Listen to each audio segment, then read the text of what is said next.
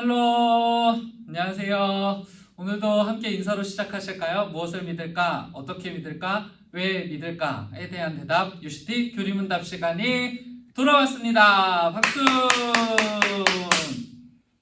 저 혼자 박수 치고 있는 것 같죠? 지난주 영상은 다 보신 분들이 계실까 싶을 정도로 영상의 길이가 굉장히 길었었잖아요. 그런데 다행스럽게도 오늘은 비교적 짧습니다. 오늘도 결코 짧은 시간은 아닐 것 같지만 그래도 비교적 짧아졌으니까요. 집중하셔서 끝까지 영상 완주하셨으면 좋겠어요.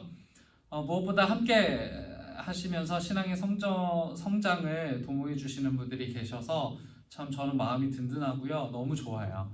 그분들의 이름을 출석을 부르는 것으로 대신 감사 인사를 전하겠습니다. 먼저 출석 부르고 시작할게요. 고경희 권사님, 권용진 집사님, 김기자 권사님, 김두명 장로님, 김성희 집사님, 김학희 권사님, 김현숙 권사님, 김효숙 권사님, 백상희 성도님, 안인선 권사님, 이복심 권사님, 이성민 장로님, 이성훈 장로님, 이윤아 사모님, 이윤금 집사님, 이은희 사모님, 장윤정 집사님, 최성숙 집사님, 최유진 집사님, 홍혜영 집사님, 황춘성 성도님.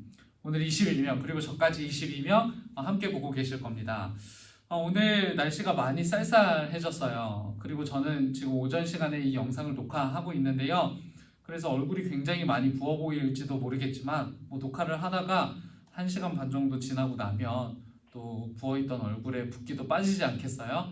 어쨌든 서로 말씀을 나누고 또 교리를 공부하는 시간이니까 우리 제 얼굴에 집중하시지 마시고 교리에 말씀에 집중하는 시간 갖도록 할게요. 교리 공부가 굉장히 따분하고 지루한 공부라고 생각할지도 모르겠어요. 그리고 또 어떤 분들은 굉장히 엄청난 것을 배우는 줄 알았던 분들도 계셨을 텐데요. 우리가 알고 있는 것을 정리하는 시간입니다. 그리고 적용하고 또 우리가 알고 있는 것들 중에 오해가 있는 것들이 있을 수 있는데 이 오해들을 바로잡아주는 시간으로 여겨주셨으면 좋겠어요. 무엇보다 이 시간들을 견뎌주셔서 너무 감사하고요. 또 함께 성장을 도모해 주셔서 너무 감사드려요. 우리는 끊임없이 하나님께서 주신 복음 앞에 감격하고 성장에 맞지 않을 수 없는 존재거든요. 우리에게 이 땅에 지금 하나님 나라를 맡기셨기 때문에 그래요. 오늘 투철한 사명의식과 함께 교리 공부를 시작해 보도록 하겠습니다. 오늘 시작이라는 말이 굉장히 빨리 나왔죠. 지난 시간들부터 좀 정리를 해볼게요. PPT로는 2페이지입니다.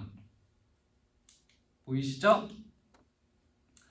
아마 기억하실 겁니다. 우리는 지금 성부 하나님에 대해서 알아가고 있는 중일 거고요.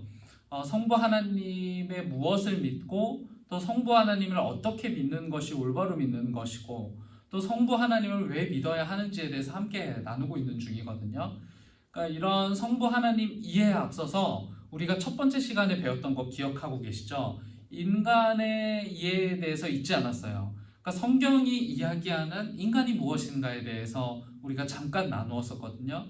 하나님이 창조하셨던 인간에게 담아두신 본래의 목적, 그리고 이 인간이 행복하게 살 수 있는 방법과 그것을 어떻게 추구하면서 살아갈 것인지에 대해서 함께 나누었던 것 기억하실 거고요. 물론 이 이야기를 나누면서 하나님의 창조 이야기도 빼놓지 않았었습니다.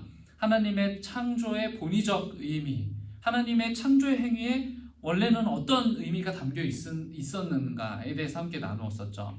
땅이 혼돈하고 공허하고 흑암이 깊음 위에 있었지만 하나님께서 경계와 틀을 갖추셨고 그 안에서 인간이 행복한 삶을 살 수 있도록 안내해 주셨어요. 우리는 그것을 뭐라고 불렀습니까? 율법이라고 불렀었죠. 이 율법이 지난주에 같이 이제 함께 나누었던 교리입니다. 그리고 이제 창조와 마찬가지로 율법에 관한 본의적 의미에 대해서 지난주 함께 나누었었어요. 그러나 인간의 타락 때문에 죄가 우리 안에 그리고 이 피조 세계에 침투했고 인간은 끊임없이 하나님과의 깊은 교제의 관계를 파괴하는데 모든 에너지를 사용하게 되었다라는 것이 지난주까지의 이야기였죠. 그것이 바로 타락한 인간의 본질입니다. 성경이 바라보는 인간 이해예요.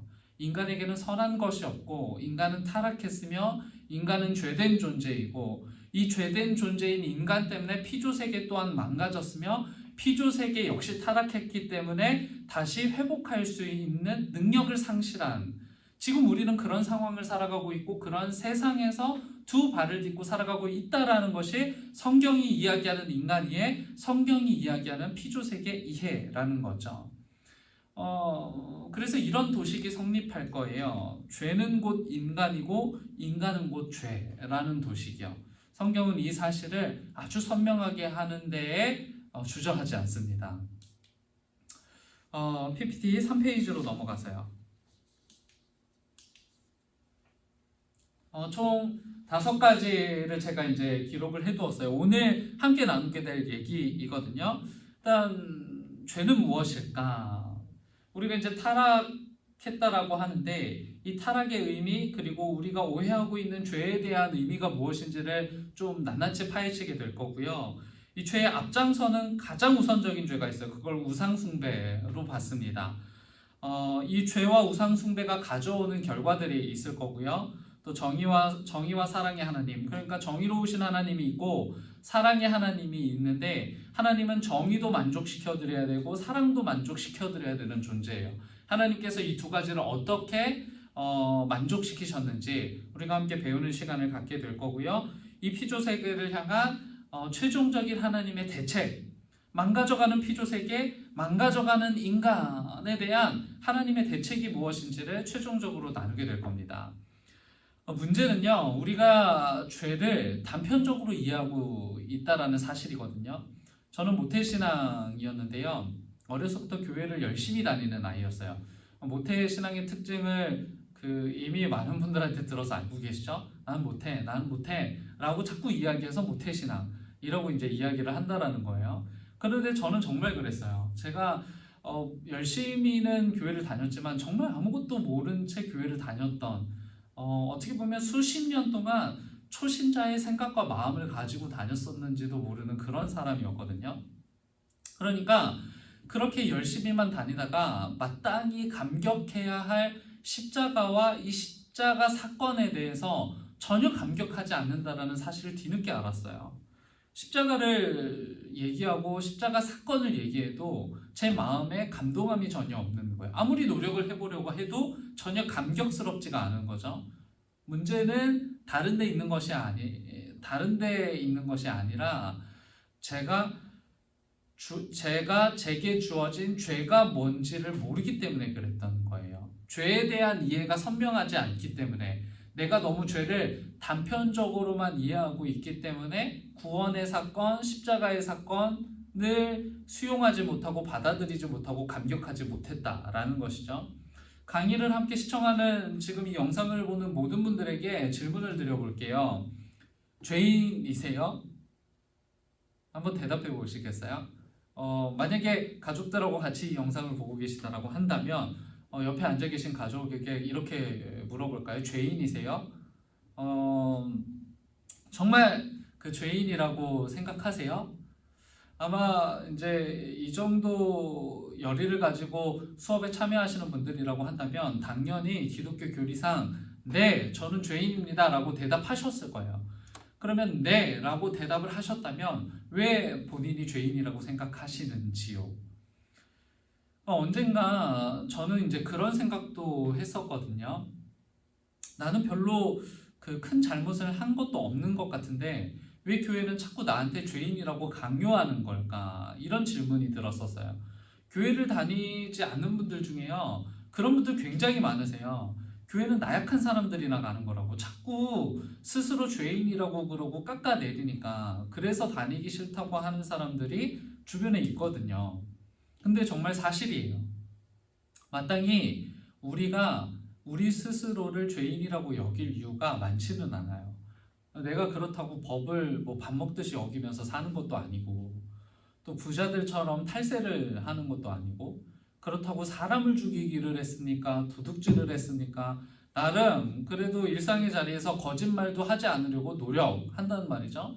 근데 이렇게 얘기하다 보면 계명이란 계명은 내가 또 다 지키고 있는 것 같아요. 교회도 열심히 다니고. 문제는요, 바로 이 지점이 문제인 겁니다.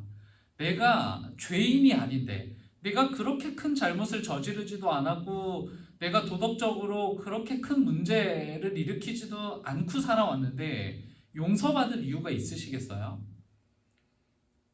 내가 뭐 엄청난 잘못을 저지른 것도 아닌데 누군가가 그런 죄 때문에 죽었다라고 하면 이해가 되시나요? 정말 이해가 되질 않는 거예요. 제가 딱 그런 상태였어요. 아니, 내가 별로 잘못한 것도 없고, 그렇다고 내가 뭐 대신 이것 좀 어떻게, 제발 이 죄 좀 어떻게 해달라고 예수님께 부탁드린 것도 아니었는데, 그걸 가지고 십자가를 지셨고, 또 그 십자가 사건에 대해서 감격하고 감사해야 한다라고 그러니까 전혀 공감이 되질 않는 거예요. 근데 바로 그겁니다. 죄에 대한 이해가 부족했던 거예요. 그러니까 성경이 말하는, 하나님께서 말씀하시는 죄에 대한 이해가 있고, 제가 단순히 가지고 있었던 도덕과 윤리책에 나오는 행위적 죄에 대한 이해가 충돌하고 있었던 거예요. 그러니까 오늘 바로 그 죄를 이해하는 시간이 될 겁니다. 무엇을 죄라고 하는지, 죄를 어떻게 다루어야 하는지, 그리고 왜 우리한테 이 죄가 없어야 하는지 아주 선명히 이해하는 시간으로 시도할 텐데요. 지금부터 따라오실 준비 되었죠? 따라오실 준비 되었죠? 네, 여기까지 목소리가 아주 잘 들렸습니다. PPT로는 4페이지이고요. 교재로는 1쪽입니다. 우선 무엇을 죄라고 하는지부터 알아봐야 될 텐데요. 제 16문답을 통해서, 뉴시티 교리문답 제 16문답을 통해서 함께 우리가 좀 먼저 알아가 볼게요. 제 16문의 질문을 함께 읽어보겠습니다. 시작! 죄는 무엇입니까? 정말 중요한 질문이에요. 그동안 우리의 이해와 성경의 이해가 어떻게 충돌하는지 집중하고 보셔야 됩니다. 제 16답, 이렇게 죄에 대해서 이야기합니다. 함께 읽어보실게요. 시작! 죄는 하나님이 창조하신 세상에 살면서 하나님을 거부하거나 무시하는 것입니다. 하나님과 상관없이 살면서 그분을 거스르고 하나님이 율법에서 요구하시는 대로 살지도 행하지도 않는 것입니다. 그 결과 우리는 죽음에 이르고 모든 피조물은 파괴되었습니다. 그러니까 뉴시티 교리문답에서는요, 죄를 단순히 무엇을 한 것과 무엇을 하지 않는 것이라고 명기하지 않고요, 하나님이 창조하신 세상에 살면서 하나님을 거부하거나 무시하는 것, 하나님과 상관없이 사는 것이라고 우선 명기하고 있단 말이에요. 그러니까 죄를 이해할 때 우리에게 가장 거대한 관점은 무엇이냐면 죄를 하나님과의 관계로 이해하는 거예요. 지난주에 지옥을 이야기할 때도 기억하시잖아요. 하나님과의 관계가 영원히 끊어진 상태를 지옥으로 우선 이해한다라고 여러분들에게 말씀드렸어요. 그러니까 죄에 관한 한 우선적인 우리의 이해도 마찬가지여야 한다는 거죠. 하나님과의 관계를 거부하는 것이 죄고, 하나님과 상관없이 사는 것을 죄에 대한 거대 관점으로 우선 이해하는 것이 중요하다는 겁니다. PPT 5쪽으로 넘어가 볼게요. 5쪽을 보시면 교재는 1쪽입니다. 이 죄에 관한 한 다양한 관점들이요, 웨스트민스터 소유리 문답 그리고 하이델베르크 교리 문답에 나타나는데, 그중 유심히 살펴봐야 할 내용이 웨스트민스터 소유리 문답 제18 문답이에요. 교재 1쪽이고요. PPT를 보셔도 괜찮아요. 교재 1쪽의 제18문을 같이 읽어보도록 하겠습니다. 시작! 사람이 타락한 상태에서 죄에는 몇 종류가 있습니까? 굉장히 혹심 가는 질문이죠. 그동안 죄가 몇 종류 있다라고 생각해 본 일이 없어요. 죄는 그냥 죄지 무슨 죄에 몇 가지 종류가 있나 라고 이제 질문하실 수도 있을 거예요. 제18답 같이 읽어보겠습니다. 시작! 원죄와 자범죄의 두 종류가 있는데, 원죄는 아담이 최초로 지은 죄에 대한 결과를 사람이 태어나면서부터 물려받은 것으로서 죄책과 원의의 상실과 인간 본성 전체의 부패이며, 자범죄는 이 원죄에서 나오는 모든 실제 죄들입니다. 이렇게 이제 읽어보시니까 원죄라고 이제 이해를 하시는 분들이 계시겠죠. 웨스트민스터 소유리 문답은 죄를 두 가지로 구분합니다. 하나는 원죄고요, 하나는 자범죄예요. 그러니까 이 교리문답대로라고 한다면 원죄는 본성의 부패함을 뜻하는 겁니다. 그러니까 인간 전체가 부패했다라는 거예요. 본성 자체가 악하다라는 거예요. 지난주에 그 아기 울음을 통해서 설명드렸던 것 아마 기억하고 계실 테고요. 그리고 또 한 가지는 자범죄인데요. 부패의 결과를 말하는 겁니다. 이 인간 본성, 그러니까 광우라는 사람 자체는요, 부패했고 악한 존재예요. 이 부패한 광우, 악한 광우로부터 도출되는 행위가 바로 자범죄라는 것이죠. 행위의 문제인 겁니다. 이것을 제가 이제 이쪽에 교재 이쪽을 보세요. 교재 이쪽에 벤다이어그램으로 표기해 두었는데요. PPT로는 6쪽입니다. 교재는 벤다이어그램으로 나타냈고요. PPT로는 나무 모양으로 나타냈거든요. 죄에 대한 성경적 이해를요, 총 3가지로 보시는 것이 좋을 것 같아요. 일단 먼저 교재를 보시면 가장 안쪽에 있는 죄가 자범죄라고 제가 표기를 해두었고요. 그 다음 두 번째 원 안에 표기된 내용이 죄라고 표기를 해두었고요. 그리고 세 번째를 원죄라고 표기를 해두었습니다. 각각 그 죄의 열매, 죄의 줄기, 그리고 죄의 뿌리라고 기록을 해두었는데요. 죄에 대한 총체적 이해를 위해서는 각각의 단어들이 의미하는 바를 잠깐 다루고 넘어가는 것이 중요할 것 같아요. 먼저는 자범죄입니다.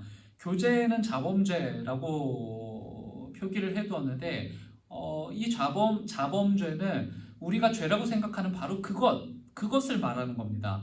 오른쪽 상단에 보시면 교재 오른쪽 상단에 보시면 죄의 열매라고 기록을 해두었어요. 이 개념의 낱말들은요, 나들목교회 김용국 목사님이 쓰신 풍성한 삶의 첫걸음이라는 책에서 차용을 한 내용인데요. 사회 규범에 대한 위반을 뜻하는 겁니다. 즉 도덕, 윤리, 법 이런 영역을 이야기하는 것이거든요. 그러니까 강의를 함께하는 대부분의 사람들 그리고 사람들은요, 이 부분으로부터 비교적 자유로우실 거예요. 왜냐면 나는 법을 어기지 않아. 나는 윤리를 잘 지켜. 나는 도덕적인 생활을 잘 이어가고 있어 라고 말씀하시는 분들이 많이 계실 거예요. 왜냐하면 이 자범죄의 경우는요, 문제가 생기면 일단 처벌을 받게 되어 있어요. 어떤 모양으로든. 하다못해 내가 길을 가다가 침을 뱉으면은 이것도 사실은 걸리게 된다는 말이죠. 그렇기 때문에 대체적으로 사람들은요, 죄의 열매를 보이려고 하지 않아요. 처벌이 기다리기 때문이에요. 그리고 다른 사람의 따가운 시선이 느껴지기 때문에 그런 거겠죠. 문제는 그리스도인들의 죄에 대한 이해가 여기에 머물러 있다라는 거예요. 우리는 처벌 때문에라도 해서는 안 되는 행위를 하고 있지 않다는 이유로 성경에서 말하는 죄에 대해서 심각하게 고민해 보지도 않았고 쉽게 스스로 죄와 무관하다라는 것을 증명하고 싶어 해요. 그러나 지금부터 다룰 죄의 단계로 이동하면 조금 얘기가 달라진다는 것을 확인하시게 될 겁니다. 이쪽에 가운데 원은 죄라고 기록을 해두었고요. 또 이 PPT에 보시면은 초록색으로 죄의 줄기라고 표기를 해두었죠. 부연으로는 마음속에서 일어나는 죄, 또 종교에서 다루는 영역이라고 기록을 해두었는데요. 이것은 사복음서에서 죄에 대한 관념을 예수님이 더욱 크게 확장시킨 부분입니다. 마태복음 5장 21절과 22절을 보면 우리가 정말 잘 아는 말씀이 있어요. 이렇게 기록하거든요. 옛 사람에게 말한 바 살인하지 말라. 누구든지 살인하면 심판을 받게 되리라 하였다는 것을 너희가 들었으나 나는 너희에게 이른다. 형제에게 노하는 자마다 심판을 받게 되고 형제를 대하여 바보라 하는 자는 공회에 잡혀가게 되고 미련한 놈이라 하는 자는 지옥불에 들어가게 되리라. 이 예수님의 말씀이에요. 그러니까 사람을 죽이지 않았다는 것으로 율법을 완성했다고 생각했던 바리새인들을 비롯한 유대인들, 그리고 오늘 우리들이 기억하고 있지만 누구도 죄에 관한 이야기를 염두에 두지 않는 내용이 바로 예수님이 선명하게 하신 말씀이란 말이에요. 그러나 예수님이 분명히 말씀하셔요. 너희들이 사람을 죽이지는 않았지만 미움과 혐오하는 마음을 가졌다는 것만으로도 사람을 죽인 것과 준하는 죄의 크기를 가지고 있다 라고 이렇게 말씀하시는 거죠. 같은 성경 27절과 28절도 역시 우리가 잘 아는 내용이에요. 또 가늠하지 말라 하였다는 것을 너희가 들었다. 그러나 나는 너희에게 이른다. 음욕을 품고 여자를 보는 자마다 마음이 이미 간음하였다. 만일 내 오른 눈이 너를 실족하게 하거든 빼어내버리라. 내 백체 중 하나가 없어지고 온몸이 지옥에 던져지지 않는 것이 차라리 유익하다 라고 이렇게 예수님이 이야기하셨어요. 방금 말씀드린 내용과 크게 다르지 않아요. 불륜을 저지르지 않았고 추행을 행하지 않았다는 것으로 오늘 율법을 완성했다고 생각했던 바리새인들을 비롯한 유대인들, 그리고 오늘 우리들이 기억하는 내용이지만 이 내용에 대해서 그리 심각하게 반응할 것 없다고 애써 위로했던 것은 저뿐일까요? 애써 위로할 수 없어요. 네 오른 눈이 너를 실족하게 하거든 차라리 떼어내버려라.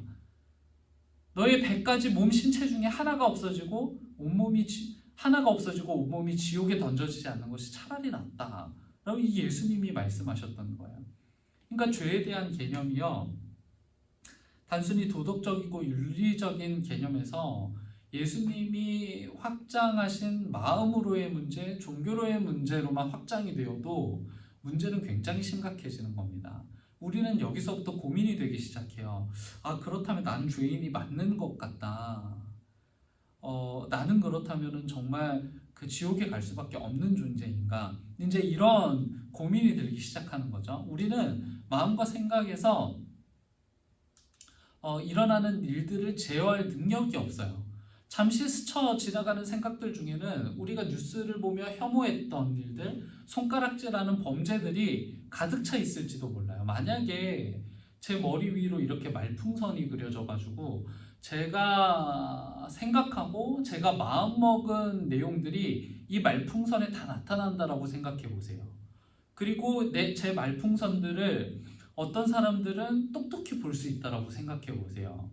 그렇다라고 한다면 정말 제가 온전한 삶을 살아갈 수 있을까요? 아니에요. 제 마음 가득히, 그리고 제 생각 가득히 얼마나 혐오적인 생각들, 혐오적인 마음들이 가득 차 있는지 모른다는 거예요. 그러니까 성경의 말씀대로 이것이 또 한 차원의 죄라고 말한다면 우리는요 이미 구원의 대상에서 멀어져 버린 거예요. 우리는 마음과 생각으로 끊임없이 범죄하는 중이고 지금도 이 상황에서 우리는 마음과 생각으로 끊임없이 범죄하는 중일 거예요. 단지 우리는 행하지 않은 것뿐인 거예요. 사람을 죽이지는 않았지만 늘 범죄하고 있고, 도둑질하지 않았지만 늘 무언가를 탐하고 있고, 간음하지 않았지만 누군가를 늘 음욕을 품고 바라보고 있다라는 거예요. 이게 바로 예수님의 이야기라는 거죠. 그리고 이쪽에 가장 바깥 원, 교재로는 이쪽에 가장 바깥 원이고요. 이 PPT로는 가장 밑에 죄의 뿌리라고 기록을 해둔 부분입니다. 이것이 바로 기독교가 다루는 죄의 본질이라는 거예요. 죄의 줄기와 죄의 열매가 무엇으로부터 비롯되겠어요? 결국 뿌리인 원죄로부터 시작된다는 것이 성경의 이야기라는 거예요. 교재 이쪽에 보시는 것처럼 죄의 뿌리는요, 자기 중심성을 말하는 것인데요. 원래 선한 하나님의 창조로 우리는 우리 중심에 누가 있어야 했던 겁니까? 우리의 중심은 누구예요? 우리의 중심은 우리가 아니에요. 우리의 중심은 하나님, 우리를 지으신 하나님이어야 한다는 것이 성경의 이야기입니다. 그런데 아담 이후 우리는요 우리의 중심에서 하나님을 치워버렸어요. 우리가 스스로 주인이 되는 삶을 원했기 때문에. 하나님께서 우리를 창조해 주셨지만 저는 하나님의 뜻대로 살고 싶은 마음이 없습니다. 저는 제 마음대로 살고 싶어요. 우리는 그렇게 우리가 우리 삶의 주인, 우리 삶의 중심이 되어서 살아가고 있는 거예요. 종종 제가 그 설교 시간에 아담과 하와가 선악과를 따먹은 이야기를 나누곤 했었어요. 우리는 그 이야기에 대한 여러 생각들과 질문들과 의견들이 많다는 걸 잘 알아요. 동산 중앙에 선악과를 하나님께서 두셨잖아요. 동산 중앙에 선악과를 하나님께서 두셨던 것은 모든 인간에게 모든 것을 허락한 하나님의 마지막 권위였어요. 너희들과 모든 것을 공유할게. 그런데 내가 이 나무 하나만큼은 공유하지 않을 거야. 이것은 내 마지막 남은 나의 권위이기 때문에 그래. 존중해주지 않겠어? 라는 것이 선악과 사건의 본질적 의미라는 거예요. 그것으로 인간과 하나님의 경계를 그어두셨던 거예요. 그리고선 아담과 하와에게 단단히 일러두셨어요. 그걸 먹는 날에는 너희들이 죽게 될 거야 라고 이렇게 말씀하셨어요. 그런데 아담과 하와가요, 마지막 남은 하나님의 권위를 침탈한 거예요. 그 이유가 뭔지 잘 알고 계시잖아요. 하나님처럼 되고 싶다, 하나님처럼 될 수 있다라는 뱀의 유혹에 넘어가는 거예요.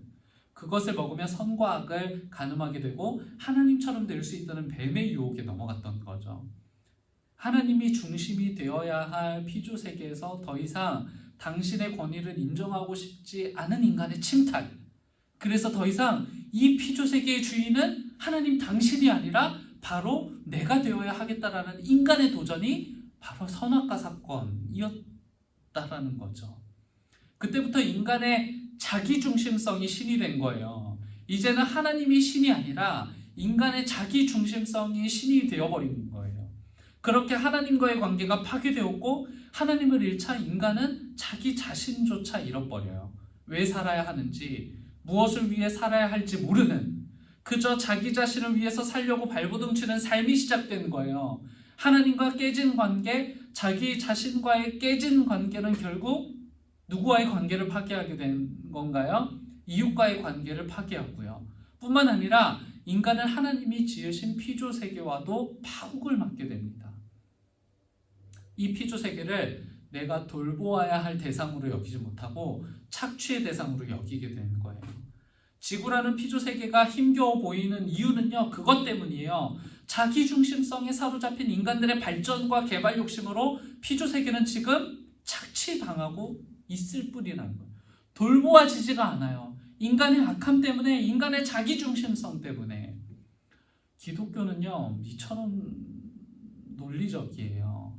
하나님과의 파괴된 관계가 어떻게 나 자신을 파괴했는지, 어떻게 이웃과의 관계를 파괴했는지, 그리고 왜 지금 세상 이 피조 세계는 결국 이 모양일 수밖에 없는지를 성경이 정말 탁월하게 설명해주고 있단 말이죠. 이 성경의 이야기가요, 절정으로 치달아요. 인간은 스스로를 구원할 수 있는 능력을 상실했고 인간은 스스로를 구원할 수 있는 능력을 상실했다라는 거예요. 그런데 정말 맞아요. 지금 세계 곳곳에서 일어나고 있는 일들을 보면 그 누구에게도, 그 어떤 나라에게도 구원을 기대하기가 어려워요. 이웃과 끊임없이 불화하고 나 자신과도 스스로 불화하여서 우울과 연민에 시달리고요. 하나님을 알아가고 싶어하거나 하나님과의 깊은 교제를 맺고 싶어하는 마음 역시 사라진 지 너무 오래되었어요. 바로 이것이 죄가 가져온 결과이고 우리는 그 결과 속에서 신앙을 가진 사람들로 살아가고 있는 중인 겁니다. 신앙이 어떤 의미인지 아시겠습니까? 지난주 말씀드렸던 것처럼요, 율법은요, 우리 인간의 상태가 얼마나 하나님과 어울리지 않는 상태인지, 그리고 얼마나 우리가 비참한 상태인지를 알려준다라고 말씀드렸었잖아요. 그런데 죄는 더욱 깊숙이 들어갑니다. 우리 인간의 상태가 얼마나 하나님의 정결한 상태와 다른지, 하나님의 거룩한 성품에 우리가 얼마나 어울리지 않는 존재인지, 그래서 우리가 얼마나 죄로 인해서 비참한 존재가 되었는지를 성경이 알려주는 거예요. 그리고 많은 인간들의 도전들이 있죠. 이 상태를 벗어나게 해주겠다라고 수많은 정치구호들이 난무해요. 나를 따라오면, 그리고 나를 찍어주면, 그러면 내가 행복한 삶, 유토피아 한번 만들어 보겠다고 정치구호들이 난무하지만 지금까지 누구도요, 우리에게 장밋빛 인생을 선물해준 사람이 없어요. 돈을 벌고 봉사도 해봐요. 이 난국을 타개하기 위해서 말이죠. 그러나 그 모든 것이 일순간의 만족에 그친다는 것을 이제는 점점 알아가고 있는 것 아니세요? 이렇게 어린 저도 그것을 점점 알아가고 있는데 이 영상을 보시는 분들도 마찬가지겠죠. 이 험난한 상황, 이 문제 있는 상황, 이 정말 비참한 상태를 벗어나게 해줄 수 있는 것은 돈도 아니고 봉사도 아니고 정치도 아니라는 것을 다들 알고 계시잖아요. 하나님의 권위를 침탈해서 얻어낸 죄의 대가와 결과를 인간이 해결할 수 있다는 것 자체가 모순이에요. 하나님의 권위를 침탈하여 얻어낸 죄의 대가와 결과는 하나님 편에서 해결해 주시지 않으면 도무지 방법이 없는 거예요. 하나님 편에서 방법과 대안을 주시지 않으면 우리는 이 비참한 상태 그대로 생애의 끝을 맞아야 하는 거고요. 그 끝, 무엇이 있다고 하더라도 우리에게는 여전히 비참한 상태가 이어질 뿐이라는 거죠. 정말 비참해요. 이렇게 얘기하고 보니까 인간의 상태가 너무너무 불쌍해요. 너무너무 비참한 거. PPT 7쪽에 위대하신 분들을 보시죠. 죄에 대한 설명이 조금 길어졌지만요. 오스왈드 챔버스와 존 린의 기록도 매우 중요하기 때문에 좀 살펴야 합니다. 교재로는 3쪽을 같이 보시고요. 기다려드릴게요. 천천히 넘겨보세요. 3쪽에 그 2번을 보시면 됩니다. 두 분 보이시죠? 두 분 다 굉장히 멋지신 분들이신데요. 첫 번째 죄는 본질적으로 관계라는 사실이에요. 아까 말씀드렸던 것처럼 하느님과 관계없는 존재로 살아가기를 원하는 그 자체를 성경은 죄라고 이름한 거예요. 여기에 해당하지 않는 사람은 없습니다. 저의 모든 선택의 순간들을 보세요. 그리고 이 영상을 보시는 분들도 떠올려 보셔야 될 게, 내가 인생은 선택의 순간이라고 하잖아요. 늘 선택의 기로 앞에 서요. 그리고 이 선택의 순간들을 보면 하느님의 자리가 사라진 채 결정하고 선택하는 일들이 얼마나 많아요. 하나님의 율법은 이것이기 때문에 내가 이런 선택을 해야지. 하나님의 마음과 뜻은 성경이 이렇게 가르치고 있기 때문에 내가 이 선택에서는 이 마음과 뜻으로 행해야 될 거야 라는 선택과 결정을 하는 사람들이 많지 않다는 거죠.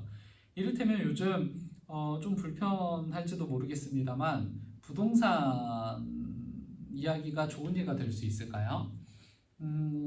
제가 만약에 집을 샀다라고 하면요, 집을 1억에 샀다라고 하면 누구나 1억 5천에 팔고 싶어 할 거고요.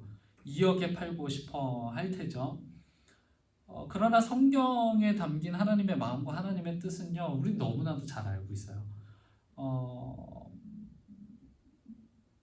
제가 산 대로 팔거나 아니면 그보다 덜한 가격으로 팔아야 된다라는 게 하나님의 뜻과 하나님의 마음 아니겠어요? 물론 이제 그런 일들이 쉽지는 않을 거고요. 이런 이야기를 하는 저를 향해서 정말 세상 물정 모른다라고 이야기하는 분들이 계실지도 모르겠어요. 그런데 우리가 이 피조 세계를 창조하신 분이 하나님이시고 하나님의 마음과 하나님의 뜻에 합한 삶을 살기를 원한다고 한다면 우리의 삶의 영역과 자리에서 바꿔야 될 것들이 무엇인지 너무나도 분명해져요. 그러니까 하나님의 마음과 뜻이 제 결정과 제 선택에 자리한 적이 없다는 거예요. 아마 그렇게 물어보실지 모르겠어요. 앞으로 너는 그렇게 살 수 있겠냐라고 물어보신다면 저 자신 없습니다. 저 그렇게 살 자신 없고요. 저는 그런 존재가 아니에요. 여전히 제 안에는요, 제 자아가 가득하고 늘 손해보기 싫어하는 자아가 가득 차 있기 때문에 그럴 거예요. 그러나 제가 확신하는 한 가지는요, 이런 나를 하나님께서 바꾸실 거예요. 앞으로 살아가는 동안요. 앞으로 예수 그리스도께서 오시기까지 저를 끊임없이 바꾸어 갈 거예요. 이전에 저는요, 지금보다 훨씬 형편없는 사람이었어요. 아마 저의 과거의 삶을 전부 다 들여보신다고 한다면 저에게 실망하실 분들이 얼마나 많겠어요. 저의 추잡스러운 죄악들을 보면서, 저의 추잡스러운 일상들을 보면서 얼마나 저주하고 싶겠어요. 그러나 제가 지금 확신할 수 있는 것은 그 전의 저의 모습과 지금의 모습은 확실히 다르다는 거예요. 제가 이룬 걸까요? 그렇지 않아요. 성령 하나님께서 이루시는 거예요. 그리고 앞으로 10년 뒤, 앞으로 20년 뒤, 앞으로 30년 뒤에 저의 모습은요, 분명히 다를 겁니다. 아마 그럴 거예요. 조금이라도 하나님의 마음과 하나님의 뜻이 제 결정과 제 선택에 자리하게 될 겁니다. 조금씩이요. 오늘보다 내일 더, 내일보다 모레 더, 모레보다 한 달 뒤 더, 1년 뒤 더, 10년 뒤 더. 저는요, 그런 삶이 하나님이 원하시는 삶이라고요. 하나님을 살아가면서 살아가는 삶, 하나님의 마음과 하나님의 뜻을 존중하며 살아가는 삶. 그런데 문제는요, 그분의 마음과 뜻이 제 결정과 선택에 자리한 적이 없다는 거예요. 제 이익과 유익, 어떻게 하면 남들과의 경쟁에서 승리하는 선택과 결정을 내릴 수 있을까가 저의 유일한 관심사인 거예요. 그걸 바로 죄라고 이야기하는 겁니다. 마가복음 5장을 보면요, 거라사 지방에 귀신 들린 사람이 등장해요. 실제로 귀신은 누구보다 앞서 예수님을 가장 먼저 알아봅니다. 영적 존재이기 때문에 그렇겠죠. 그러나 귀신은요, 예수님을 마주하고서 이렇게 소리질러요. 하나님의 아들이시여, 당신이 나와 무슨 상관이 있나이까? 라면서 이렇게 소리를 질러요. 이 부분에 대해서 분당 우리 교회 이찬수 목사님은 바로 이것이 귀신 들린 상태 아니겠느냐고 회중들에게 되물어요. 많은 사람들이 예수님을 모르지 않는다는 거죠. 저도 예수님을 알고, 이 영상을 보시는 분들도 예수님을 알고요. 그리고 심지어 귀신조차 예수님을 알아요. 그러나 귀신과 동일한 한마디를 내뱉는 거 아니냐는 거예요. 나와 무슨 상관이 있나이까? 매 삶의 선택의 순간마다, 내가 일상의 자리에서 결정을 해야 되는 순간마다 우리는 무언의 이야기를 하나님께 드리고 있는 것 아니냐는 거예요. 당신이 나와 무슨 상관이 있나이까? 하나님과 상관없는 상태로 존재하기를 원하는 자아가 바로 죄라는 거죠. 심각해지셨을 겁니다. 이 문제 있다. 내가 정말 그런 존재다. 지금 목적은 바로 그겁니다. 내가 얼마나 하나님과 상관없는 존재인지, 하나님의 거룩함과 얼마나 멀어져 있는 존재인지를 깨닫는 중인 거예요. 그리고 발견하셔야 됩니다. 이런 내가 얼마나 비참한 상태인지, 얼마나 하나님한테 어울리지 않는 존재인지를 깨닫는 중일 겁니다. 오서일드 챔버스와 존 린이 이야기한 또 한 가지 중요한 개념이 있어요. 죄는 많고 적음의 문제가 아니라는 거예요. 또 크고 작음의 문제가 아니라는 거죠. 어떤 죄는 심각하기 때문에 너는 더 큰 죄인이야. 어떤 죄는 덜 나쁘기 때문에 너는 작은 죄인이야 라고 이렇게 말할 수 없다라는 거예요. 죄는 있고 없음의 문제입니다. 우리는 누구나 죄를 가지고 있고요. 우리의 상태는 누구나 비참해요. 순백의 옷을 입고 있다라고 생각합시다. 제가 하얀색 옷을 입고 있어요. 제가 실수로 강의를 하다가 볼펜으로 살짝 이렇게 그었어요. 이 옷에 얼룩이 존재하는 겁니까? 존재하지 않는 겁니까? 이건 아무리 조그맣게 그었어도 얼룩이에요. 마찬가지로 다른 표현을 해볼까요? 제가 역시 흰 백색의 옷을 입고 음식점에 방문했어요. 그런데 라면을 먹다가 그만 전부 다 옷에 쏟아버린 거예요. 자, 이것은 얼룩입니까? 아닙니까? 마찬가지예요. 얼룩이에요. 중요한 자리를 가게 된다면 내가 작은 얼룩이 묻었건 큰 얼룩이 묻었건 옷을 갈아입고 가야 되는 거예요. 그러니까 하나님 앞에서요, 작은 얼룩, 큰 얼룩은요, 사실 크게 의미 없어요. 죄는 있고 없음의 문제. 우리는 누구나 죄를 가지고 있고 우리는 누구나 비참한 상태예요. 하나님이 대책을 마련해 주시지 않으면 우리는 누구나 비참한 상태를 끝까지 살아가요. 그 비참한 상태를 인정하지 않는다라고 해도 언젠가는 그 비참함을 알게 되는 게 인간이라는 거예요. 중요한 부분이었기 때문에 좀 긴 시간을 할애했습니다. 충분하지는 않더라도 죄에 대한 이해와 관념이 새롭게 자리매김하셨을 거라고 봐요. 특별히 교재 3쪽의 교리 묵상에서요, 2번을 좀 깊이 고민해 보시면 좋겠습니다. 하루 동안 육체로, 생각과 마음으로, 그리고 자기중심성으로 행하는 죄들을 기록해 보세요. 이 부분이거든요. 하루 동안 오늘 배운 죄라고 여기는 것들을 기록해 나가면서 저는 사실 금세 포기했습니다. 왜냐하면 너무 제가 기록해야 될 게 많은 거예요. 마음으로 저지르는 죄, 내 행위로 저지르는 죄, 그리고 내 자기중심성으로 저지르는 죄들이 너무 많은 거예요. 이것이 결과를 불러오는 것이라고 한다면 나는 도무지 죄로부터 벗어날 방법이 없고 누군가가 대신해서 대책을 세워주지 않으면 안 되겠다. 그렇지 않으면 내가 죄를 저지르지 않을 방법이 없겠다. 이 피조세계 역시 누군가가 대책을 세워주지 않으면 타락하고 죄된 나로 인해서 피조세계 역시 끊임없이 망가질 수밖에 없겠구나라는 생각을 갖지 않을 수가 없었거든요. 그러니까 이 3쪽의 교리 묵상을 곰곰이 묵상하면서 기록하는 시간을 가지셨으면 합니다. 네, 죄에 대한 이해는 여기까지고요. 4쪽으로 넘어가 보실게요. PPT로는 8쪽입니다. 보이시나요? 교리문답. 제가 환절기라 그런지 코가 좀 간지러워서 계속 이렇게 코를 만지게 되는데 좀 용서해 주세요. 어쩔 수 없는 것 같아요. PPT 8쪽입니다. 하나님이 마땅히 계셔야 할 자리, 거기에요. 인간은 자신을 세워두었다라고 말씀드렸죠. 즉 타락 이후에 인간은 하나님을 섬기지 않고 자기 자신을 우상으로 여기면서 섬겨요. 자신의 안전과 안정, 그리고 자신의 안전과 안정, 자신의 쾌락과 안녕이 최우선의 자리를 잡게 되는 거죠. 사실 우상 숭배의 표본이라면 물질을 숭배하고 직업을 숭배하고 자녀를 숭배하는 것으로 여기지만 사실 그것보다 더 근원적인 우상 숭배가 있습니다. 물질과 직업, 자녀를 숭배하는 가장 근원적인 우상 숭배는 자기 자신을 숭배하는 거예요. 자신을 최고의 자리에 올려두고 싶어하는 인간의 욕망으로부터 작은 우상들이 덧붙여지는 거죠. 내가 최고이고 싶기 때문에 돈을 그렇게 열심히 버는 거예요. 내가 최고이고 싶기 때문에 그렇게 높은 자리를 원하는 거예요. 명예를 원하고 권력을 원하는 거예요. 쾌락을 원하는 거예요. 그래서 UCT 교리문답이 죄에 관한 교리를 꺼내고서는 곧장 우상 숭배를 다루는 것은 우연이 아닐 겁니다.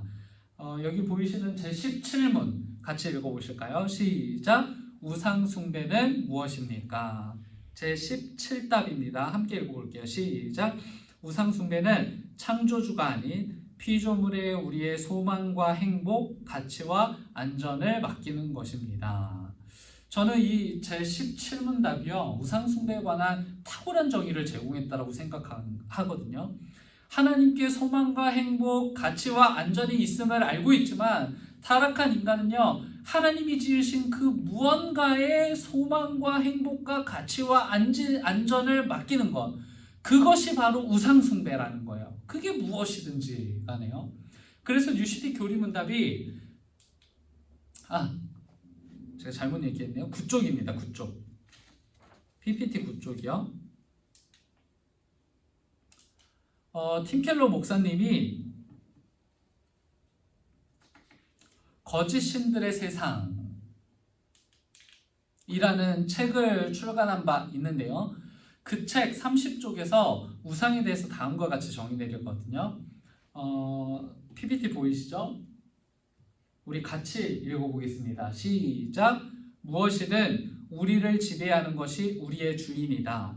힘을 추구하는 자는 힘에 지배당한다. 인정받기를 바라는 자는 그가 호감을 사려는 이들에게 지배당한다. 우리는 스스로를 지배하는 게 아니라 우리 삶의 주인에게 지배당한다.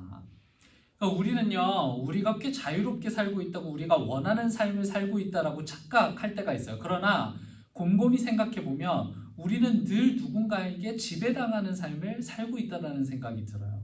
정말이지, 내가 돈을 추구하면 돈을 벌기 위해서 무언가를 끊임없이 해야 하는 수고로움에 피폐해지죠. 내가 인정받기를 바라면 인정해주기를 바라는 사람의 용건을 들어주려는 수고로움에 피폐해지고요. 권력을 얻기를 바라면 그 안에서 일어나는 감투 싸움에 뛰어들 수밖에 없어요. 그러니까 그렇게 우리는요, 얻기를 바라는 것이 목적이 돼서 그 목적을 이루기 위해 원하는 삶을 사는 게 아니라 원하는 것들이 조종하는 삶을 살아가고 있다는 거예요. 즉, 노예와 다를 바 없는 삶을 살게 된다는 것이죠. 그러니까 방금 소개했던 책과 마틴 루터의 대교리 문답서를 통해서 우상 숭배에 관한 교리를 조금 더 깊이 이해할 수 있게 됩니다. 마틴 루터는요, 대교리 문답서와 선행에 대한 논문에서 이 10계명이 우상 숭배를 금하는 계명으로 시작된다라고 썼어요. 루터는 그 이유가 법을 어기는 행동의 근본적인 동기가 우상 숭배이기 때문이라고 주장했어요. PPT 10쪽입니다. 그렇다면 우리가 섬기는 우상이 무엇인지를 찾아내고 제거하는 것이 중요하겠죠. 내 안에 숨어있는 내가 간직하고 있는 우상이 무엇인지 모르는 경우들이 굉장히 많거든요. 이 팀 켈러 목사님께서 쓰신 거짓 신들의 세상에서 다음과 같은 몇 가지 방법을 소개하는데요. 첫 번째는 우리의 몽상을 살피라는 거예요. 관심을 끄는 다른 일이 없을 때 자연스럽게 생각이 쏠리는 대상이 바로 마음속에 깃든 진정한 신이라고 이야기하시거든요. 딱히 생각할 다른 일이 없을 때 경력을 키워나갈 가능한 시나리오 또는 물질적인 것, 항상 꿈꾸는 집, 사람과의 관계, 물론 이런 생각들을 한다고 해서 우상 숭배에 빠져 있다라는 징조는 아니지만 마음 깊숙한 곳에서 기쁨과 위안을 얻고 싶을 때 어떤 생각을 습관적으로 하는지 스스로 점검해 보라는 거예요. 그 습관적인 생각이 바로 우상이라는 거예요. 그리고 또 한 가지 방법입니다. 돈을 어디에 어떻게 쓰느냐를 살피라는 거예요. 예수님은 마태복음 6장 21절에서 내 보물이 있는 그곳에 내 마음도 있다 라고 이렇게 말씀하셨어요. 누구나 자연스럽게 자신이 가장 사랑하는 데 돈을 쓰기 마련이라는 거예요. 당신이 가장 사랑하는 그곳에 가장 많은 돈을 쏟아붓게 된다는 거죠. 우리의 소비 패턴이 우리의 우상을 드러내고 있다는 겁니다. 그 다음 세 번째 방법은 신앙적인 방법이라고 해야 될까요? 당신의 기도가 답을 얻지 못했을 때 또는 바라는 일이 이루어지지 않았을 때 또는 이루어지지 않을 때 당신이 어떻게 하나님 앞에 반응하고 있는지를 확인해 보라는 거예요. 이것은 교재 5쪽을 보시면요. 마틴 루터의 주장이기도 한데요. 무언가를 얻으려고 기독하고 노력했지만 그것을 갖지 못했을 때 우리가 격렬하게 분노하거나 깊은 절망에 빠진다면 그것이야말로 진짜 우리의 신이라는 거예요. 우상이라는 거예요. 이 팀 켈러 목사님이 이와 같은 우상 숭배에서 벗어날 수 있는 방법은 뉘우치거나 다르게 살려고 노력하는 의지만으로는 고칠 수 없다라고 단언합니다. 그러면서 골로새서 3장 1절부터 3절의 말씀을 소개합니다. 제가 읽어드릴게요. 여러분의 생명이 그리스도와 함께 하나님 안에 감추어졌으니 위의 것을 생각하라 라고 이렇게 말씀합니다. 한 가지는 예수가 했던 일을 알고 기억하고 그 일에 감사하며 기뻐하고 안도하라는 것이고요. 하나는 위의 것, 그러니까 하나님의 마음과 뜻, 그 나라를 지속적으로 마음에 품는 거예요. 하나님이 하신 일이 얼마나 위대한 일이셨는지, 그리고 그게 얼마나 감격스러운 일이었는지를 알아야 우상은 대체될 수 있다는 거예요. 예수 그리스도께서 하신 일, 예수님의 마음이 우리의 그 어떤 우상보다 매력적인 존재가 되어야 한다는 거죠. 그리고 5쪽의 교리 묵상 보실까요? 추천 찬양 꼭 확인하시고요. 특별히 교리 묵상 중 1번은요. 우리가 곰곰이 생각해 보셔야 할 것 같아요. 내 안에 우상을 타파하고 그 자리에 그리스도로 대체되었을 때 소위 세상이 줄 수 없는 평화와 안정감을 분명히 갖게 될 것이기 때문에 그래요. 그 다음 PPT로는 11페이지입니다.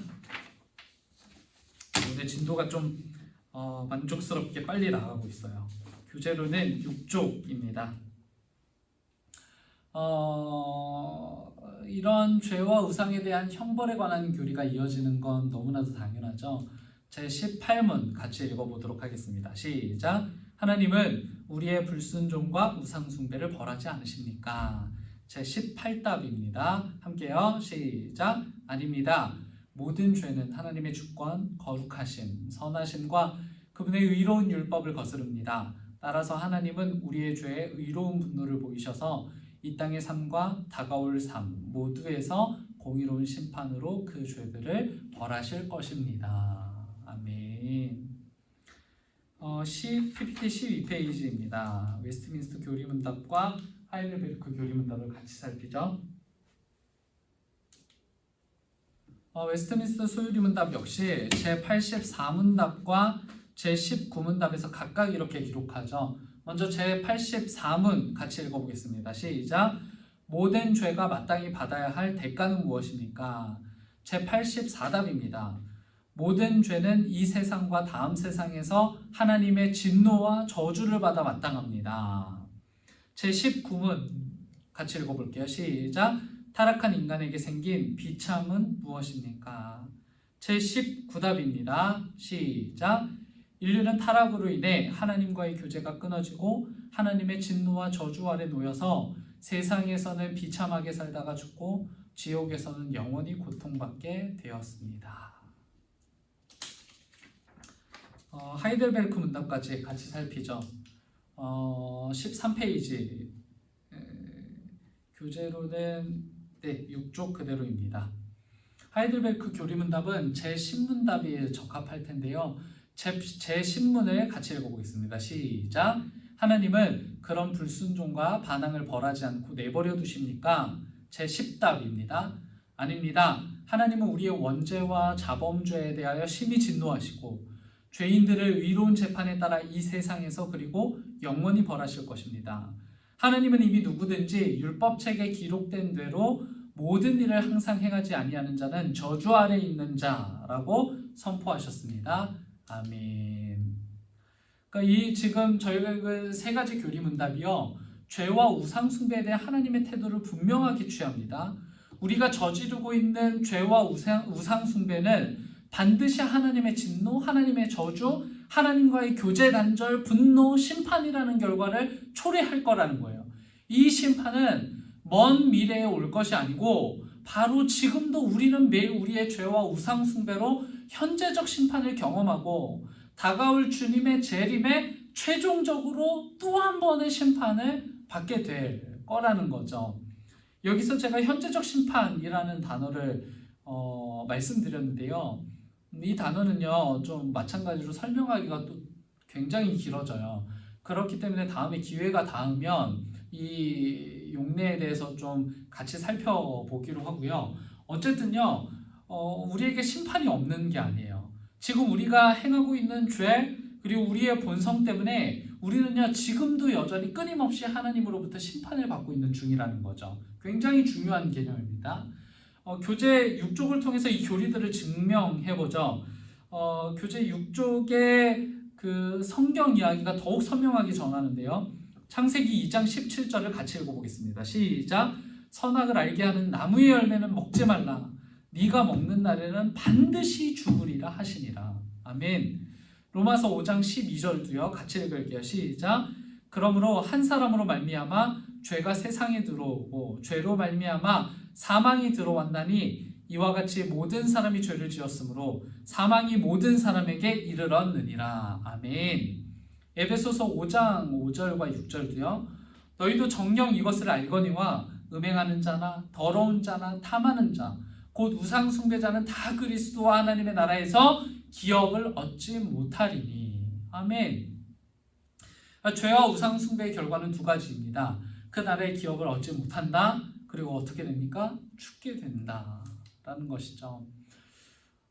종종 그와 같은 질문을 받은 일이 있어요. 하나님은 선하신 분이시고 하나님은 사랑이라고 고백을 하는데 어떻게 선하시고 사랑이신 하나님께서 지옥을 만들어 놓고서는 그곳에서 인간이 영원토록 고통받는 형벌을 받게 하실 수 있습니까?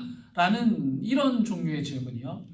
하나님의 선하심과 하나님의 사랑을 자신의 입맛에 맞게 조작한 뒤에 던지는 질문이죠. 저는 반드시 설명합니다. 하나님의 성품은 사랑만 있는 것이 아니라 바로 공의와 정의도 있더라고요. 하나님의 대표적인 성품을 두 가지만 얘기하라고 하면 이 두 가지예요. 하나는 정의의 하나님이고요. 하나는 사랑의 하나님일 겁니다. 구약 성경은 하나님의 정의를 말한다라고 할 수 있을 거고요. 신약 성경은 하나님의 사랑을 이야기한다라고 할 수 있을 거예요. 먼저 구약에서 얘기하는 하나님의 정의, 그러니까 하나님은 거룩하신 하나님이시라고 아모스서 5장은 하나님의 요청을 다음과 같이 전합니다. 오직 정의를 물같이 공의를 마르지 않는 강같이 흐르게 할지어다. 이스라엘 백성들을 향한 하나님의 선언이었어요. 사랑의 하나님을 말하기 전에요, 우리는 정의의 하나님을 말하지 않을 수가 없어요. 하나님은 정의롭고 공의로운 분이시기 때문에 인간의 죄를 두고 보실 수만은 없었던 거죠. 오염된 인간, 정의롭지 못한 인간에 대해서 심판과 벌을 하셔야만 하는 분이 바로 여호와 하나님이시라는 거예요. 그래서 14쪽을 보시면 자, PPT 14쪽입니다. 찰스 스펄전 그리고 알리스테어 백입니다. 먼저 그 교재는 7쪽인데요. 7쪽을 보시면 그 스펄전의 이야기를 기록해뒀어요. 만약 도둑질을 저지른 도둑들을 전혀 처벌하지 않는다면 런던에 있는 아마 그가 스펄전이 살았던 곳이겠죠. 많은 성실한 사람들이 받을 상처와 부당함이 어떨지 생각해보라. 죄인들을 내버려 둔다면 무고한 사람들이 고통받을 것이다. 따라서 하나님은 임의적인 선택이 아니라 공의의 필요에 따라 우리의 잘못된 행위에 대해 우리를 벌하셔야만 한다.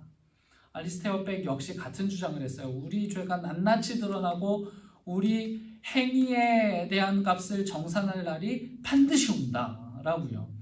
그런데 그렇지 않은 사람들이 있었어요. 대표적으로는 그러니까 그런 사실들을 믿지 않았던 사람들이요. 대표적으로는 예레미야서의 하나냐라는 거짓 선지자가 그랬었죠. 예레미야는 예루살렘에 대한 하나님의 심판을 예언했었어요.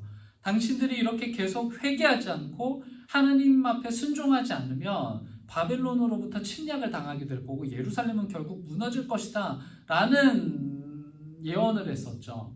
그런데 사람들은 이 예레미야의 예언에 귀를 기울이지 않았었어요. 우리가 용서를 빌면 하나님은 우리의 이야기를 들어주실 것이라는 생각을 했었고, 그런 생각은 하나냐라는 거짓 선지자들에 의해서 퍼지기 시작했던 거예요. 하나냐는요, 말을 잘하는 사람이었고요. 설교할 때는 퍼포먼스도 대단한 사람이었어요. 예레미야가 하나님께서 지시해서 목에 상징으로 걸어두었던 멍에가 있었어요. 그런데 이 멍에를 하나냐가 빼앗아가지고 그걸 부러뜨리면서 하나님이 결코 그렇게 하시지 않을 것이다, 이렇게 선언했다는 거예요. 우리는 결코 망하지 않을 것이고 예루살렘은 건재할 것이다 라고 이렇게 예언했단 말이에요. 사람들이 막 박수를 치고 난리 나지 않았겠어요? 이처럼 말도 잘하고 퍼포먼스도 굉장히 좋은 사람이었단 말이죠. 이 바울 역시 거짓 복음을 전하는 사람들을 주의해야 한다라고 가르치거든요. 거짓 복음에는 사실 여러 종류가 있었지만 그중 고린도 교회가 하나의 예가 될 수 있을 겁니다. 주 안에서 모든 것이 가능합니다 라는 이 외침이요. 하나님의 공의와 정의를 두려워하지 않는 이 고린도 교회 성도들 모습 때문에 사도 바울은요, 거짓 복음을 전하는 사람들을 각별히 주의해야 한다라고 이렇게 전했던 거죠. 여기서요, 다루지 않을 수 없는 한 가지 메시지가 있습니다. 지금까지 다룬 죄의 결과들, 그리고 로마서에 의하면 죄의 결과, 죄의 삭은 사망이고 죽음이라고 전해요. 잘 알고 계시죠? 죄의 삭은 뭐라고요? 사망, 죽음이라고요. 특별히 선악과 사건이 있었을 때 하나님께서 실과를 따먹는 날에는 아담과 하와가 어떻게 될 거라고 말씀하셨나요? 너희들이 반드시 죽게 될 것이다 라고 엄포를 놓으셨어요. 그래서 아담과 하와가 어떻게 됐나요? 죽었나요? 그래서 우리가 죽게 되었나요? 그렇지 않았어요. 그렇다면 당연히 죄의 결과인 죽음에 대한 다른 이해가 하나님 안에 있었던 것이라고 유추할 수 있겠죠. 아담과 하와가 죽게 될 것이라고 하나님께서 말씀하셨지만 아담과 하와가 죽지 않았잖아요. 그 자리에서 곧장 죽지 않았잖아요. 하나님이 단어 선택이 좀 잘못된 것 같고요. 하나님께서 단순히 선언했던 죽음을 연장해 주신 겁니까? 그래, 내가 그래도 사랑이니까 너희들의 죽음을 잠시 100살 뒤로 연장해 줄게, 이렇게 말씀하신 걸까요? 그렇지 않다라는 거예요. 인간은 본래 영원히 살 수 있었어요. 인간에게 죄가 침투하자 실제로 인간은요, 언젠가는 죽게 되었어요. 우리 역시 100년 이상을 살기 어렵잖아요. 우리의 하루 몇 년을 살피자면 영원히 살 것처럼 굴어요. 내일도 살 수 있을 것 같고 모레도 살 수 있을 것 같아 하죠. 제가 오늘 아침에 문을 열고 나오면서 여보, 나 갔다 올게 라고 이야기했지만 문을 열고 가는 건 제 마음이에요. 그런데 다시 갔다 올게 할 때 올게는요, 제 마음대로 되지 않아요. 제가 제 아내를 보러 다시 집으로 들어가게 될지는 모르는 거예요. 우리는 그렇게 언젠가는 죽음을 맞는, 물리적 죽음을 언젠가는 맞게 되는 존재라는 거죠. 또 한 가지의 죽음이 있다는 것을 성경이 알려주는 거예요. 그것을 영적 죽음이라는 단어로 표현해야 되지 않을까 싶은데요. 영적 죽음이라고 이제 표현해야 되지 않을까 싶은데요. 좋은 표현들이 뭐 분명히 있을 테지만 하나님께서 말씀하셨던 아담과 하와를 향한 엄포, 이 죄의 삭신, 죽음, 사망은 하나님과의 관계가 단절되는 것, 그것이 바로 죽음, 사망이라는 거예요. 죄와 우상 숭배는 하나님과 나 사이의 관계를 단절시켰고, 나와 나 사이의 관계를 단절시켰으며, 나와 이웃과의 관계를 단절시켰고, 나와 피조 세계의 관계를 단절시켰어요. 그러니까 모두가 끊어진 상태, 서로의 안녕을 위하기보다는 서로에게 착취를 원하는 상태, 그것이 죽음 아니겠어요? 온전했던 관계가 이익을 위한 관계로 변질되고 각 사람들마다 자신의 안정과 안녕을 위해서만 살아가는 이 세상은 그야말로 지옥이고 날마다 죽음을 경험하는 세상이에요. 이처럼 죄와 우상 숭배는요, 결국 모든 것으로부터의 단절인 죽음으로 우리를 이끌고 가고 있다는 거예요.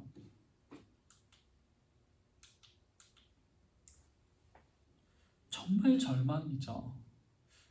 제가 이런 이해를 같이 나눌 때마다요, 더 절망스러워요.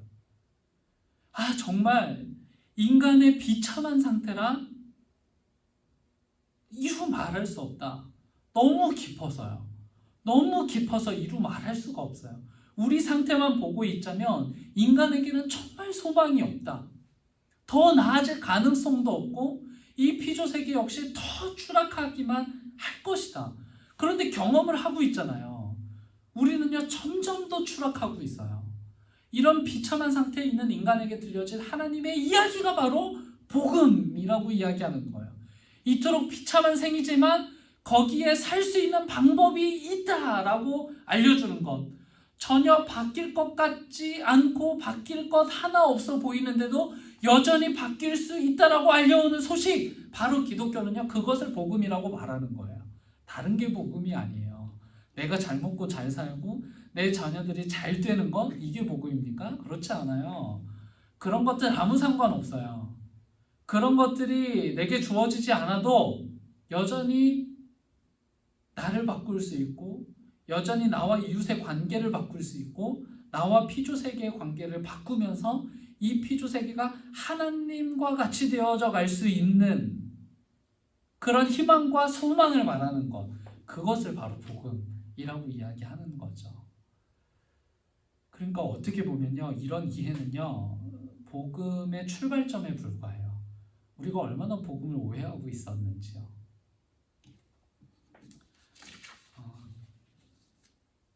마지막입니다. 오늘 진짜 빨리빨리 진행이 되고 있죠. PPT로는 15쪽이고요. 교재로는 8쪽이 되겠습니다. 19문답과 20문답을 좀 같이 보려고 해요. 왜냐하면 연계되어 있기 때문에요. 이 복음의 이제 서막, 그러니까 이제 복음의 시작점에 서는 것이라고 말씀을 드리는 거예요.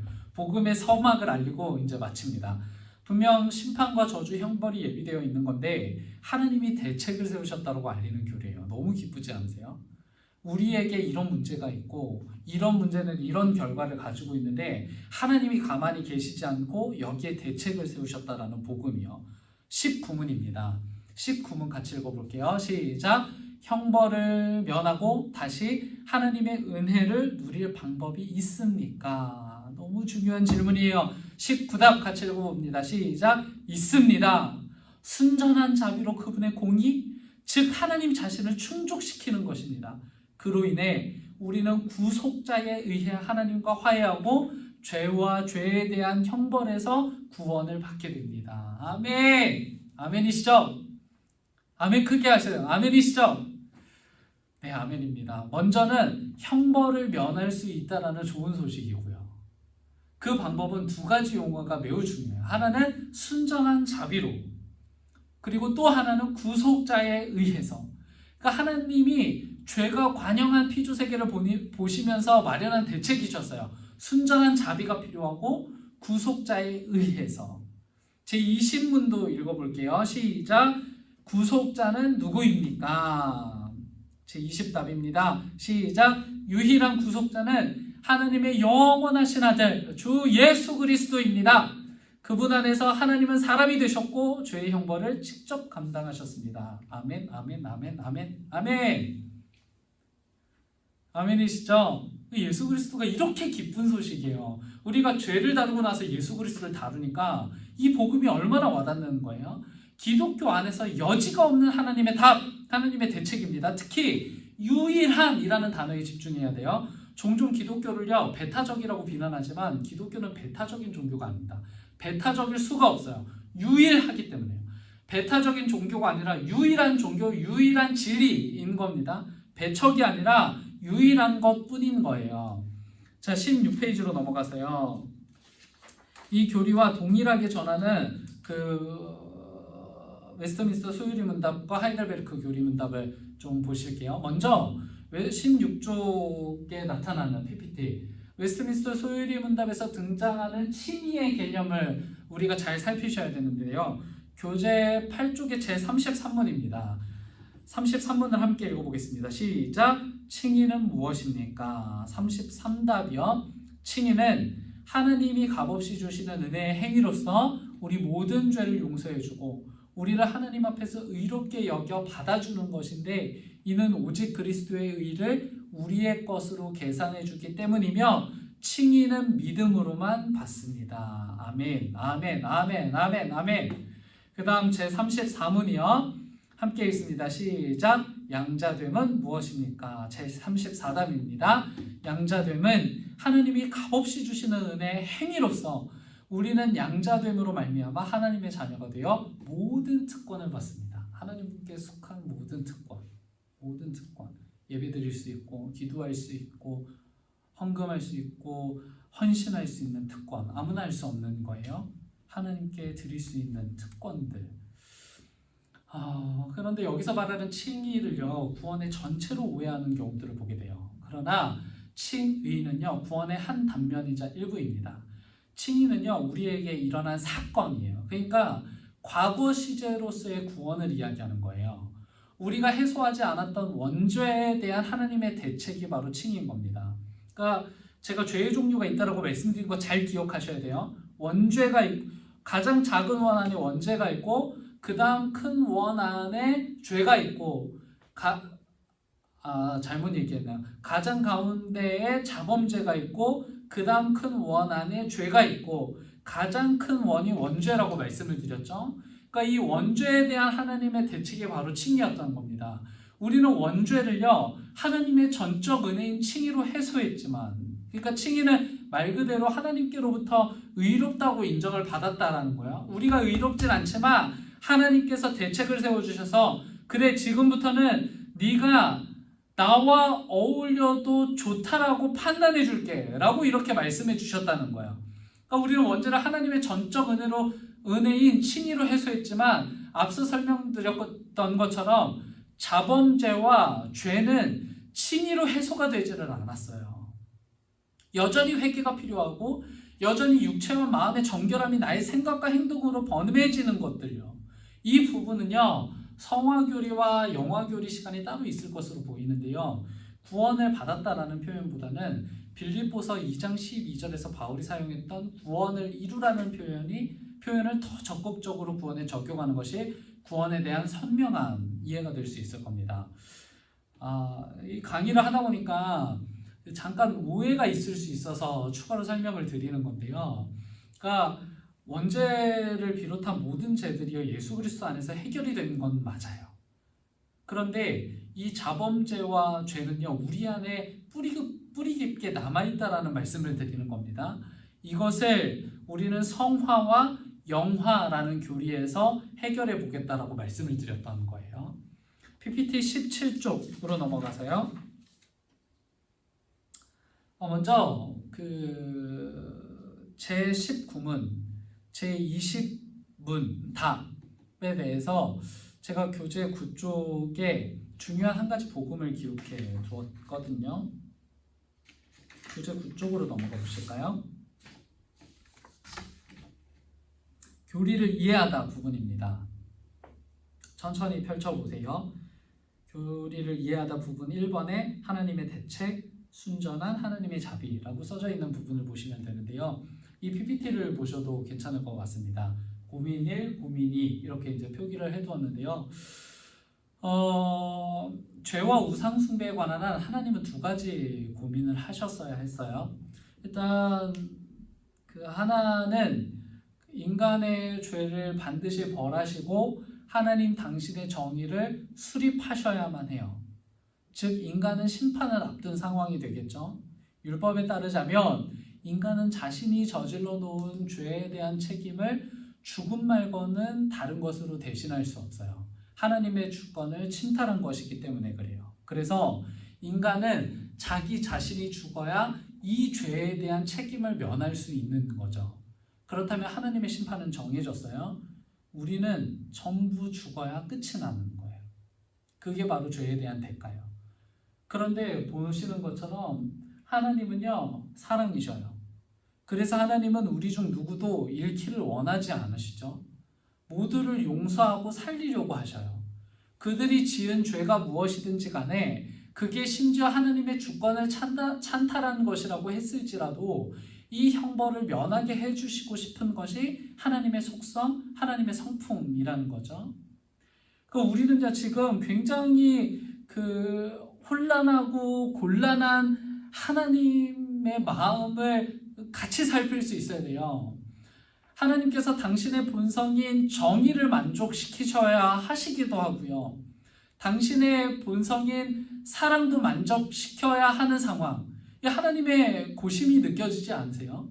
결국 하나님께서 인간들을 위한 특단의 대책을 내놓으시는데 그게 바로 이 가운데 예수 그리스도라는 거예요.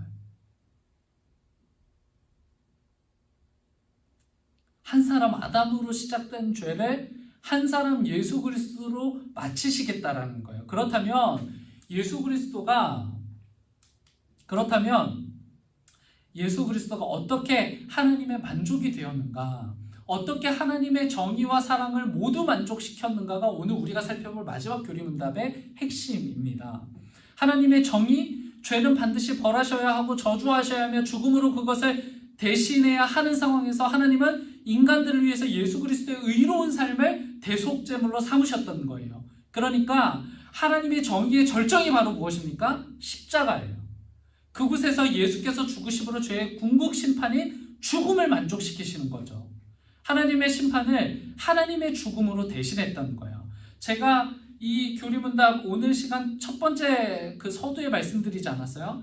하나님께 대하여 죄를 지은 거기 때문에 우리는 해결할 수 없어요. 하나님으로부터 대책을 마련해 주시지 않으면 우리는 이 문제에 대해 관한 대책이 없는 거예요. 그런데 하나님께서 하나님의 심판을 하나님의 죽음으로 대신하셨다라는 거예요. 뿐만 아니라 하나님의 정의는 인간 삶 전체를 요구하셔요. 하나님이 나의 일부를 요구하실까요? 광호야, 너 20살부터 35살까지만 너의 삶을 요구할게 라고 말씀하시나요? 그렇지 않아요. 하나님께서 모든 것을 주셨기 때문에 하나님은 우리의 모든 것을 원하셔. 우리 삶 전체, 우리 일생 일대 전부를 요구하신다는 거예요. 즉 예수 그리스도께서 피조세계 피조물로 오셨고 인간이 마땅히 감당해야 할 삶도 사셨고 하나님이 율법이 요구하는 공의까지도 만족시키셨어요. 뿐만 아니라 하나님께서 죄에 대해 내리신 저주의 무게를 완전히 감당하셨잖아요. 그러니까 십자가에서 예수님이 가장 고통스럽게 외쳤던 한마디가 이 부분이에요. 아바 아버지 어찌하여 나를 버리시나이까. 하나님 아버지와의 관계 단절을 경험한 거예요. 그게 죽음이었던 거예요. 또 하나의 죽음이요. 그것은 단순히 예수님이 감정에 찬 호소, 고통에 찬 호소가 아니었고 죄의 결과인 물리적 죽음뿐만 아니라 영적 죽음까지도 경험하면서 하나님의 공의와 정의를 만족시켰던 거예요. 그래서 마크 데버 역시 다음과 같이 말하죠. 하나님의 독생자 예수는 완벽한 삶을 사셨고 십자가에서 죽으셨으며 죽은 자 가운데서 살아나셨다. 우리를 하나님께 인도하고 구원하시기 위해서 말이다. 바로 그것이 우리가 예수 그리스도를 우리의 구속자라고 고백하는 의미이다 라고 이렇게 이야기해요. 우리에게 구속자가 필요하고 그것이 예수 그리스도일 수밖에 없는 이유를 충분히 설명해 준다고 할 수 있겠어요. 이게 굉장히 중요합니다. 구속자가 다른 분이어도 괜찮잖아요. 그런데 기독교는요, 그럴 수 없다라고 얘기해요. 그게 바로 이 이유인 겁니다. 물론 이것은 앞으로 계속 교리문답을 통해서 증명될 일인데요. 왜 구속자가 우리에게 반드시 필요한지, 왜 그리고 반드시 예수 그리스도여야 하는지요. 아마 다음 주에 이 부분에 대해서 설명이 될 겁니다.